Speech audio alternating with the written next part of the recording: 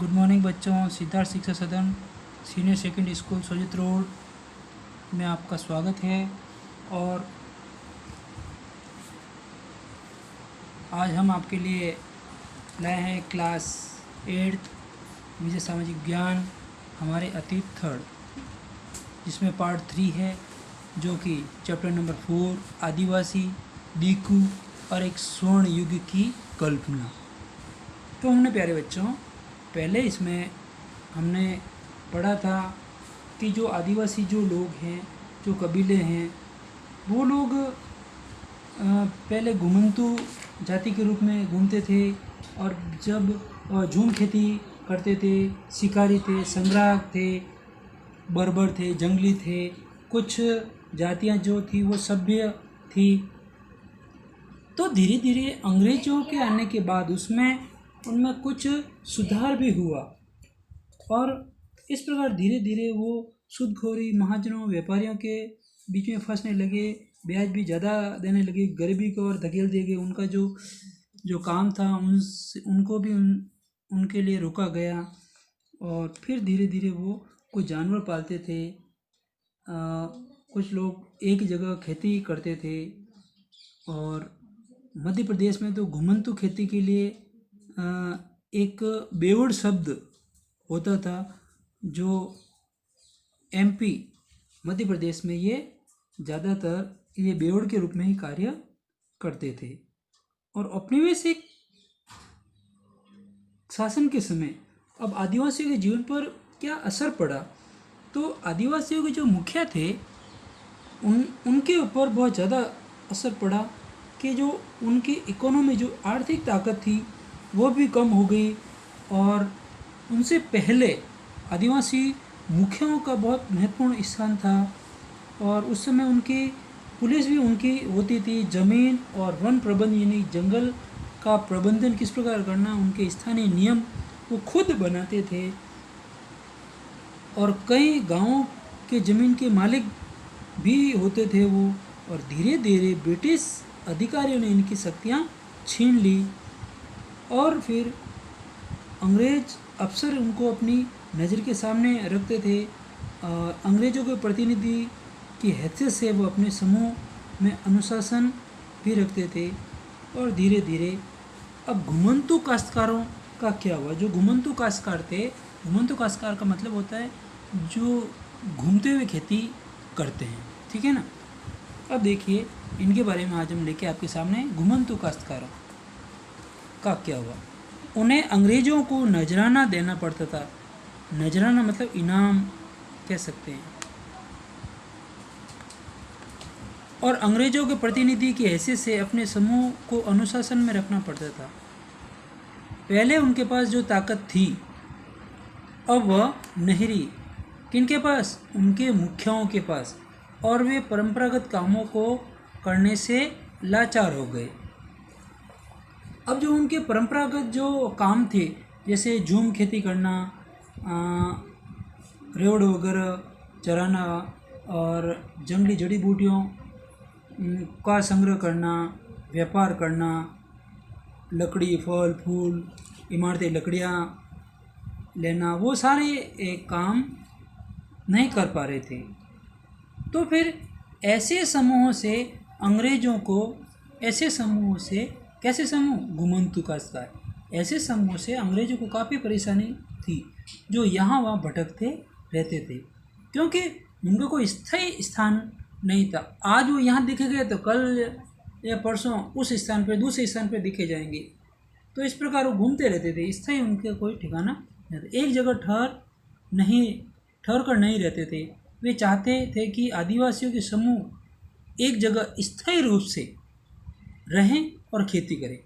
अंग्रेज अधिकारी क्या चाहते थे कि आदिवासी जो है घूमते हुए काश्तकारी करते हैं, कि इसकी बजाय ये हो कि इनका एक समूह एक ही जगह स्थायी रूप से रहे और एक ही जगह पे खेती करे, तो इनका कुछ पता चल पाएगा। तो अंग्रेज अपने शासन के लिए आमदनी का नियमित स्रोत चाहते थे।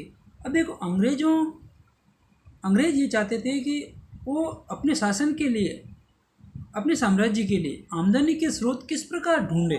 कहाँ से ढूंढे, क्या करें। तो उन्होंने ये सोचा क्यों नहीं आदिवासियों के द्वारा ये चीज़ की जाए। आमदनी के स्रोत जो क्या थे उनके, उन्होंने ज़मीन के बारे में कुछ नियम लागू किए। जो ज़मीन थी आदिवासियों की, तो उन्होंने ये सोचा कि क्यों नहीं इनसे आमदनी प्राप्त की जाए। तो उन्होंने ज़मीन के बारे में कुछ नियम लागू किए और ज़मीन को माप कर नापा, फिर प्रत्येक व्यक्ति का हिस्सा तय किया। ठीक है ना। अब प्रत्येक हिस्सा देखो, उनके पीछे ये भी सोचते कि प्रत्येक व्यक्ति को या आदिवासी की ज़मीन को माप कर देंगे तो वो अपनी अपनी खेतों में ही कार्य करेंगे, और फिर उनका जिस व्यक्ति का जो हिस्सा होगा उसी से अपन लगान या उनसे कुछ ले सकते हैं। यह भी तय किया कि किसे कितना लगान देना होगा।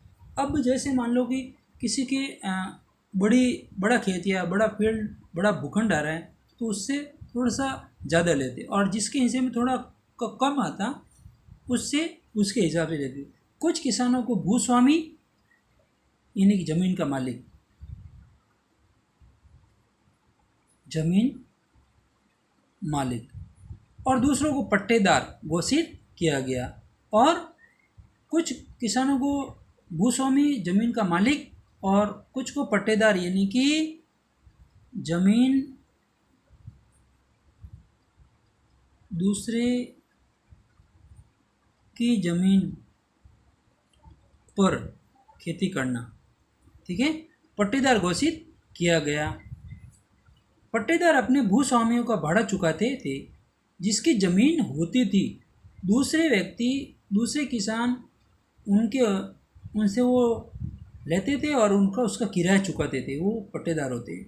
और भूस्वामी सरकार को लगान देते थे, और जिनसे वो पट्टेदार ज़मीन लेकर के भाड़ा चुकाते और वो अंग्रेज सरकार को लगान यानी कि कर चुकाते थे। अब देखो, झूम काश्तकारों को स्थायी रूप से बसाने की अंग्रेजों की कोशिश कामयाब नहीं हुई।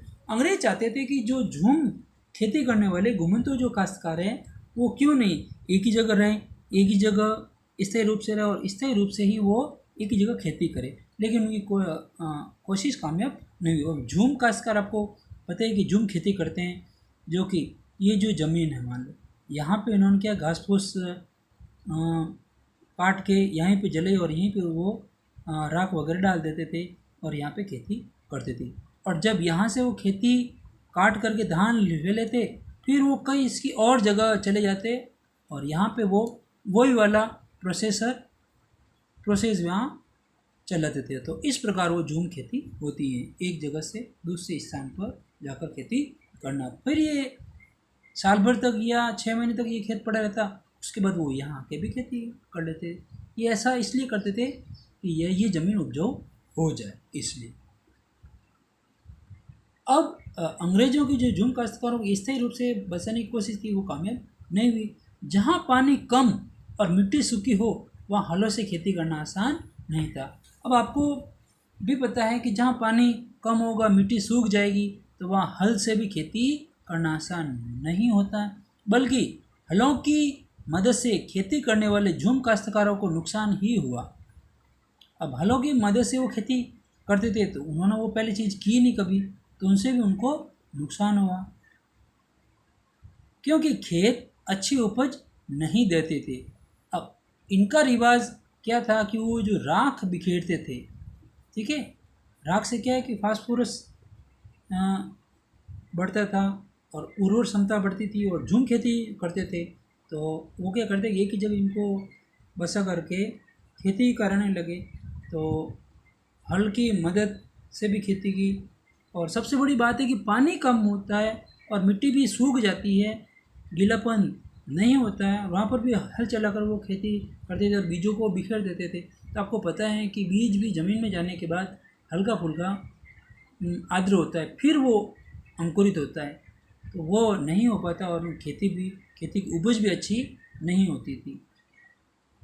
तब देखिए, पूर्वोत्तर राज्यों के झूम काश्तकार, पूर्वोत्तर राज्य ये यूपी वाला जो इलाका था वो पूर्वोत्तर, ये पूर्वोत्तर जो 7 सिस्टर्स जो स्टेट है वो, और यूपी का थोड़ा सा एरिया, पूर्वोत्तर राज्यों के झूम काश्तकार अड़े रहे कि उन्हें परंपरागत ढंग से जीने दिया जाए। वो ये चाहते थे कि जो हम नेचुरली जीवन जी रहे हैं वही हमें जीवन जीने दिया जाए, उनमें दखल अंदाजी बिल्कुल भी नहीं करें। तो परंपरागत ढंग से जीने पर वो अड़े रहे। आखिरकार उनकी बात माननी पड़ी और ऐसे कबीलों को जंगल के कुछ हिस्सों में घुमंतु खेती करने की छूट दी। आखिर उनको घुमंती खेती करने की छूट देनी ही पड़ी। तो इस प्रकार देखा गया कि वो जो झूम खेती करने वाले थे घुमंतु किसान, उनको नुकसान पे नुकसान हुआ और उनकी जो परंपरागत जो खेती थी उनको नहीं करने दी जा रही थी। तो उनसे क्या हुआ कि नहीं तो वो अंग्रेज कामयाब हो पाए और न ही उनसे वो खेती करा पाए, जिससे कि जहाँ पानी कम होता है, मिट्टी भी कम होता है, सूखी मिट्टी, उसमें भी हल चलाना पड़ता था। इस प्रकार वो उनसे नाराज रहने लगे। कौन? घुमंतु किसान। और फिर आखिरकार उनको अंग्रेजों को हार माननी पड़ी और उनको कहा कि आप घुमंतु खेती कर सकते हैं। अब देखिए आगे कि वन कानून किस प्रकार बना और किस प्रकार उन्होंने कार्य किया। तो आदिवासी समूहों का जीवन जंगलों से जुड़ा हुआ था। सबसे बड़ी बात है कि आदिवासी जो समूह थे वो जंगलों में रहते थे, जंगल से कभी वो बाहर आए नहीं, और जंगल की उनकी परंपरा थी, उनका कल्चर था, उनकी सभ्यताएं थी, और किस प्रकार वो अपना जीवन जीना चाहते वो उसी प्रकार जीते थे। तो वन कानूनों में आए बदलाव से आदिवासी के जीवन पर भी भारी असर पड़ा। वन कानून में क्या था कि उनका जीवन जंगल से ही जुड़ा हुआ था, और जो ही बदलाव आया, वन कानून बने, तो बदलाव से उनके जीवन पर बहुत ज़्यादा असर पड़ा, उनका जीवन जीना कठिन हो गया था। अंग्रेजों ने सारे जंगलों पर अपने नियंत्रण स्थापित कर लिया। सबसे बड़ी बात थी कि अंग्रेजों ने आमदनी के स्रोत के चक्कर में सारे जंगलों पर अपना नियंत्रण कर लिया। जंगलों को राज्य की संपत्ति घोषित कर दी। राज्य की संपत्ति किसको किया? जंगलों को राज्य की संपत्ति घोषित कर लिया। कुछ जंगलों को आरक्षित वन घोषित कर दिया। अब आरक्षित वन क्या होते हैं कि ये ऐसे जंगल थे जहाँ अंग्रेजों की ज़रूरत के लिए इमारती लकड़ी, यानी कि कीमती जो लकड़ी होती है ना, जैसे चंदन, सागवान, ऐसी कीमती लकड़ी पैदा होती थी। इन जंगलों में लोगों को स्वतंत्र रूप से घूमने नहीं दिया जाता था। वो स्वतंत्र रूप से जंगल में नहीं घूम सकते थे और झूम खेती भी नहीं कर सकते थे। फल इकट्ठा करने भी उनको नहीं दिया जाता था। पशुओं का शिकार करने की भी इजाज़त नहीं थी। वो होता है आरक्षित वन, कि उनको पशु चराने की, खेती करने की, फल इकट्ठा करने की, स्वतंत्र रूप से घूमने की इजाज़त नहीं थी। वो सारी चीज़ें आरक्षित थी, रक्षा की गई। जहाँ उनकी कीमती चीज़ें होती थी वो आरक्षित वन होते थे। ठीक है ना? तो इस प्रकार देखा गया कि हर प्रकार से उनको बंद कर दिया गया। तो अब पता है कि ये ऐसी सूरत में झूम काश्तकार किस तरह जिंदा रह सकते हैं, इसलिए उन्होंने बहुत से काम और रोजगार की तलाश में मजबूरन दूसरे इलाकों में भी उनको जाना पड़ा। अब देखो, नहीं तो उनको पशु का शिकार करने देते थे और नहीं खेती करने देते उन जंगलों में जहाँ इमारती लकड़ी पैदा होती थी, कीमती लकड़ी, और नहीं उनको स्वतंत्र रूप से घूमने दिया जाता था, और नहीं झूम खेती करने दिया जाता, नहीं जड़ी बूटियाँ, ऑल ओवर उनके ऊपर पाबंदी लगा दी। कहाँ पर? आरक्षित वन में। तो वो मजबूर होकर के जिंदा रहना भी उनके लिए एक मजबूरी बन गया, और काम और रोजगार की तलाश में वो दूसरे क्षेत्रों में जाने लगे। तो देखिए, अंग्रेजों ने जंगलों के भीतर आदिवासियों के रहने पर भी पाबंदी लगा दी। लोग अंग्रेजों ने जंगलों के भीतर, जंगल के अंदर आदिवासियों के रहने पर भी पाबंदी, पाबंदी मतलब रोक लगा दी थी। अब देखो समस्या क्या थी वो देखते हैं कि रेलवे स्लीपर्स के लिए पेड़ काटने और लकड़ी को एक जगह से दूसरी जगह ले जाने के लिए भी मजदूरों का इंतजाम कहाँ से किया जाए, ये इनके लिए बहुत बड़ी एक समस्या आई कि रेलवे स्लीपर्स जो बनाने के लिए जो लकड़ी काम में आती थी वो एक स्थान से दूसरे स्थान पर ले जाते थे, काटना भी पड़ता था, ये भी करना पड़ता था, तो आवागमन के साधन भी थोड़े कम ही थे, तो वहाँ आदमियों की ज़रूरत पड़ी, मज़दूरों की ज़रूरत पड़ती है, तो वो इंतज़ाम कहाँ से करें, इनके लिए भी ये एक समस्या आई। तो औपनिवेशिक अधिकारियों ने इसका भी एक हल ढूंढ निकाला। देखते हैं आगे स्लीपर्स क्या होता है। पहले तो एक शब्द आया स्लीपर्स। अब स्लीपर्स क्या है, लकड़ी के क्षैतिज तख्ते होते हैं, क्षैतिज तख्ते होते हैं कि दो लकड़ियों को चिपकाना, लकड़ी के क्षैतिज तख्ते जिन पर रेल की पटरियाँ बिछाई जाती हैं। क्षैतिज जो ऐसा लगता है जैसे मिली हुई दो लकड़ों के पट्टे, दो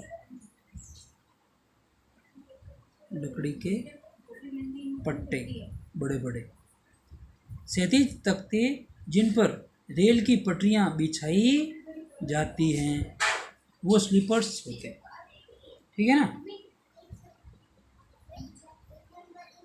स्लीपर्स क्या होते हैं, लकड़ी के क्षैतिज यानी कि दो लकड़ी के पट्टे जिन पर रेल की पटरियाँ बिछाई जाती है। जब रेल इनके ऊपर दौड़ती हैं या चलती हैं तो वो मजबूती के साथ रहते हैं, नहीं तो वो ज़मीन में भी इस प्रकार धंस जाती हैं, इसलिए ये स्लीपर्स वहाँ काम आते हैं।